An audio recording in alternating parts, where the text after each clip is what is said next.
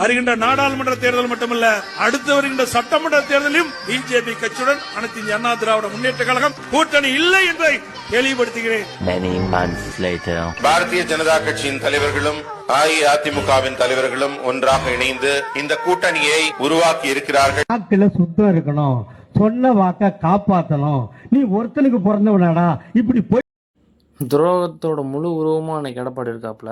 சின்னம்மான்னு சசிகலா காலில் விழுந்து எடப்பாடி சிஎம் ஆகிட்டு, சிஎம் ஆன பிறகு பிஜேபி சொன்னதுக்காக அந்த அம்மாவை தூக்கி ஜெயிலில் வச்சுட்டு, அதுக்கப்புறம் திரும்ப ஓபிஎஸ்ஸை கூப்பிட்டு கொஞ்ச நாள் சமாதானப்படுத்தி சிஎம் டம்மி பதவி டெப்யூட்டி சிஎம் போஸ்ட்டை கொடுத்த பிறகு, ஆட்சி முடிஞ்ச பிறகு திரும்ப சைலண்ட்டாக இது வரைக்கும் எந்த பிரச்சனையும் வெளியே வரல, சாப்பிட தூங்கன்னு இருந்துட்டு, இப்போ 2026 தேர்தல் வந்தோடனே திரும்ப உள்ள வந்துட்டாப்புல. இதுக்கு முன்னாடி சேர மாட்டேன்றது, அப்புறம் சேர்றேன்றது, இப்போ என்ன கூப்பிட்டு அமித்ஷா மிரட்டினாப்புலன்னு தெரில, பயந்துட்டு சேர்ந்துட்டாப்புல.